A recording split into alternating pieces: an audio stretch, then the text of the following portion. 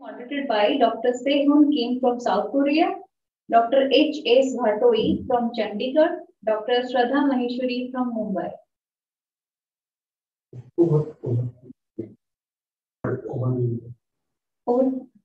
Over to the moderators for conducting the next session. Very warm welcome for the evening session and the final concluding session for the day.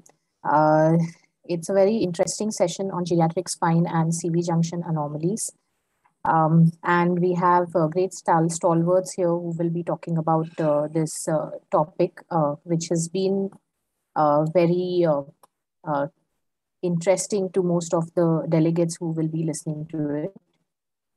So without any delay, let's just start off with the first topic, which is biomechanics and overview of surgery for geriatric spine by Dr. Ashish Pathak. First of all, I want to thank the organizers for giving this opportunity to give this talk. Now, we have to understand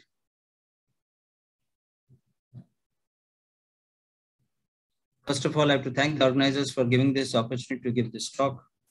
You have to understand that the geriatric patients are a different herd of people. There are problems faced in the geriatric spine surgery, which includes higher comorbidities, limited support and care, poor baseline functional status, poor nutrition, and of course, there is psychological factors like fear. And the common spinal problems faced in geriatric population are lumbar canal stenosis, listhesis, PIVD, OPLL, scoliosis, kyphosis, they have back pain, they've got neurological deficits. So there are a host of them. And the management usually varies between conservative and surgical.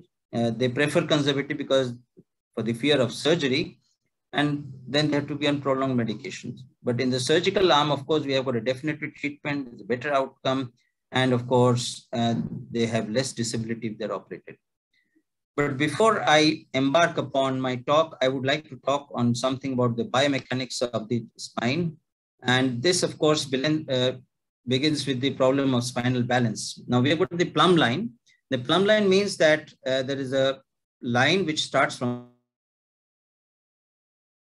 C1, touches T1, L1, and S1. So if your spine is within these limits, then, of course, this is a good sagittal balance. And in this way, you can have a positive sagittal balance and you can have a negative sagittal balance. And then that depends on how your kyphosis and lumbar lordosis behaves. Now, this is a very good depiction of how in the growing age in the children, the lordosis and the kyphosis, the normal spine changes.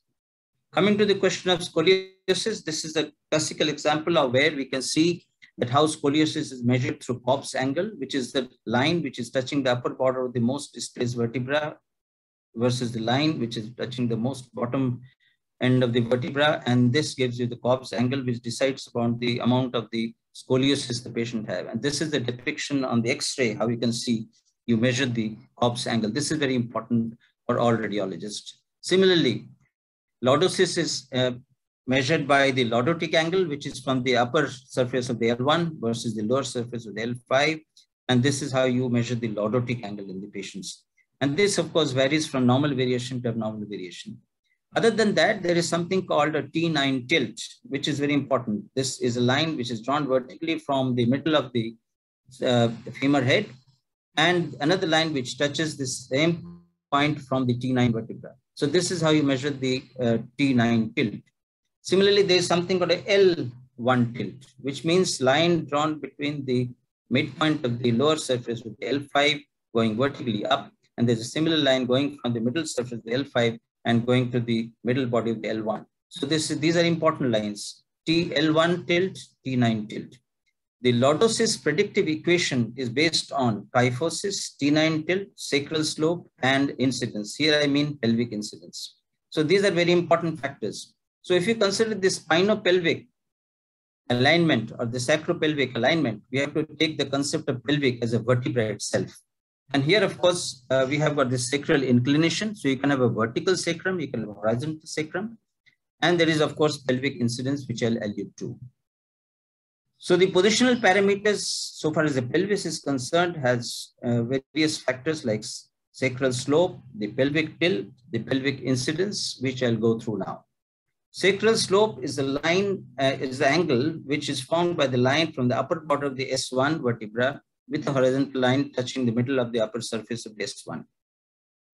This varies between -32 to -49.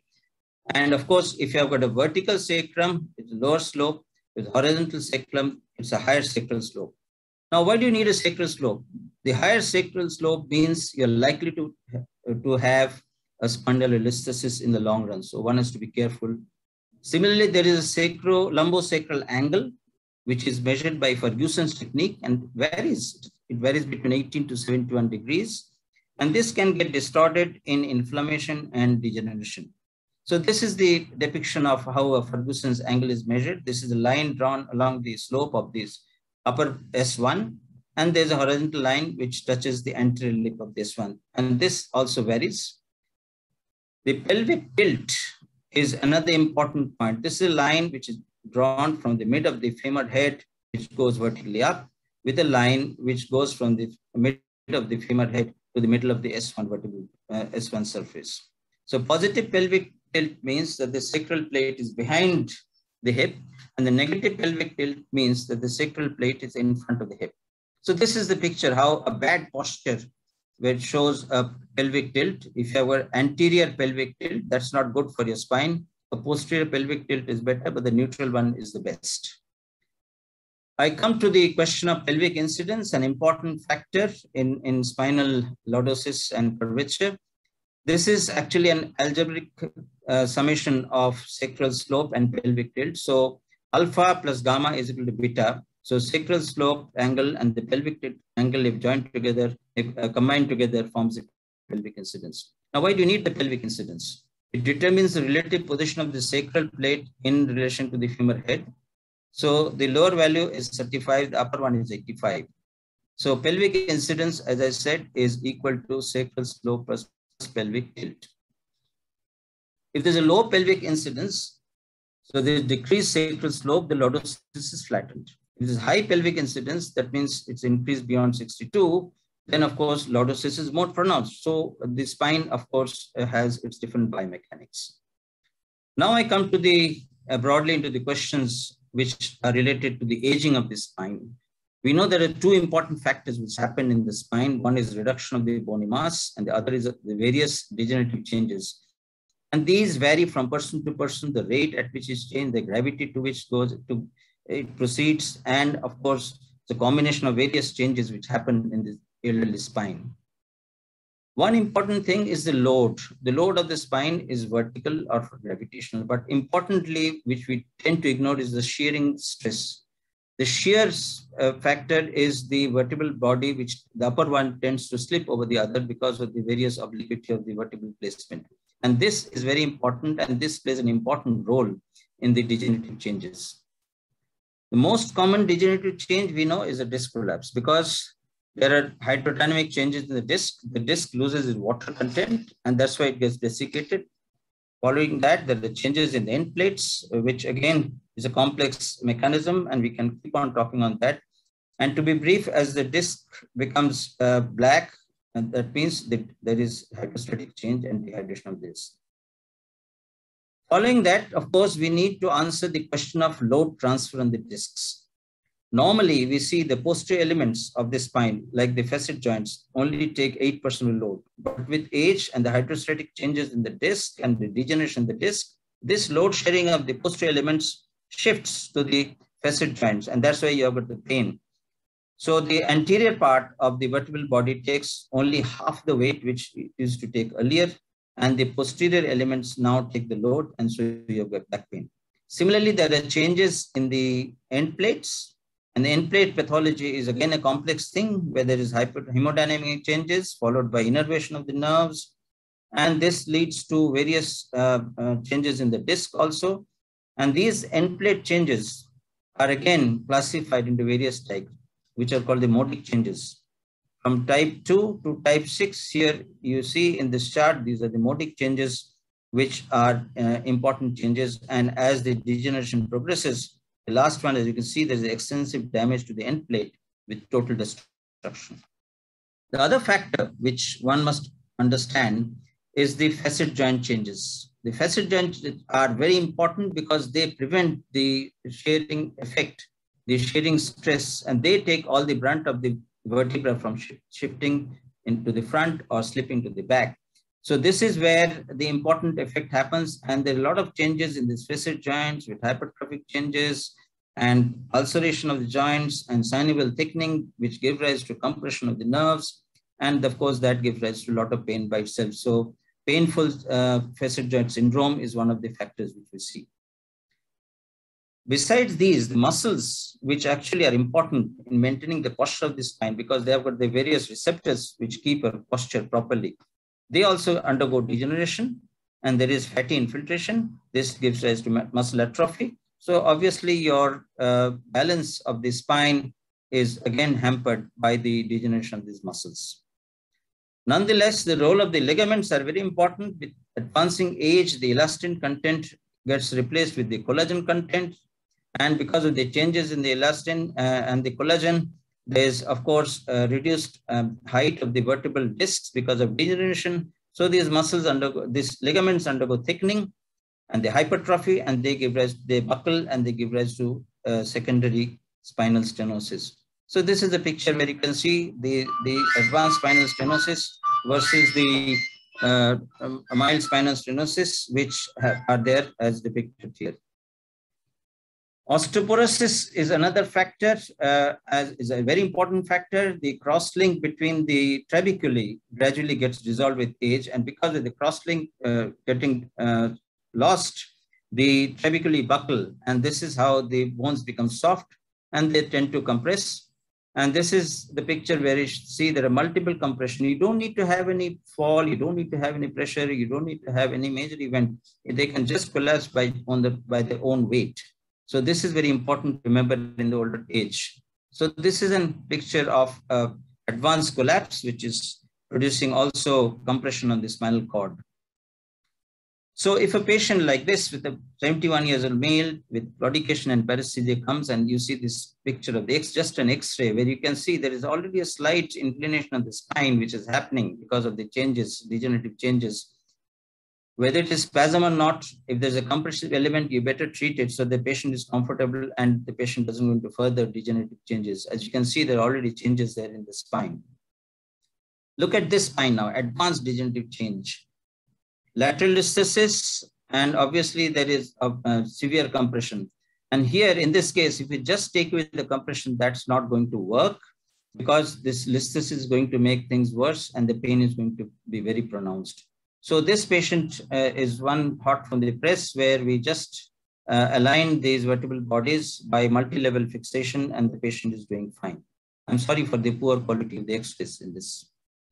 You can have severe osteoporosis and degeneration with so much of scoliosis as you can see in this patient. And again, this patient needs augmented screw fixation, and that's what was done in this case. Now, this is a unique case, an 86 years old female. She just had a small fall at home. And look at the compression of the vertebral body on the top. So she was again fixed using cement augmented screws. And this is the final alignment, which now makes her much comfortable, and she is now walking around at home. And this is another extreme form of osteoporosis where the t-value is -5. In this case, we were not very comfortable to just put 2 and 2, 4 screws. We chose to put 6 screws to make the spine safe and stable, and she is now again walking around.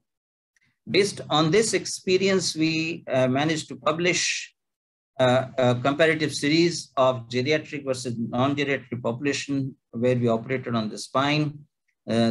This is the age distribution of this patient. As you can see, there are 5 patients above 80 years of age. This has already been accepted and probably being published very soon. This was the gully proof actually. Now you see the various procedures were cervical procedures, lumbar fixation, non-fixation procedures, the lumbar spine. And they had various procedures like ACDFs, C1, C2 fixation, cervical laminectomies, lumbar laminectomies, posterior spinal fixation and decompression and discectomies. They also had their list of comorbidities, which were like diabetes mellitus, hypertension, COPD, hepatic, renal and cardiac failures, and a combination of various of these procedures, comorbidities. Coming to the results, we see now that there is hardly any difference between the non-geriatric and the geriatric group. The poor outcome is same for non-geriatric and geriatric group. Obviously, the average score is higher in the geriatric group because they are already having a lot of other factors and advanced stage of disease.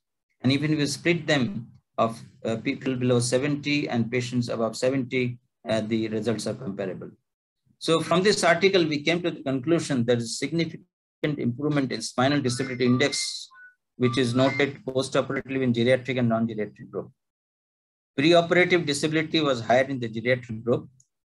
The quality of life was good in non-geriatric population and good to average in geriatric population, indicating its correlation with the preoperative disability. Both the groups were equally benefited from surgery with the same number of poor outcome. Hence, we emphasize that an early surgery in the geriatric group would not only alleviate the symptoms and reduce mortality, it will also make the quality of life much better and ensure that. And if early treatment is given, that is definitely indicated. The spinal surgery in geriatric population, therefore, is safe and definitely effective, alleviating symptoms even though they have higher comorbidities and advanced degeneration. So I would conclude by saying that surgery should be offered without hesitation when indicated for all the age group, whether geriatric or non-geriatric. Thank you very much for your patient hearing.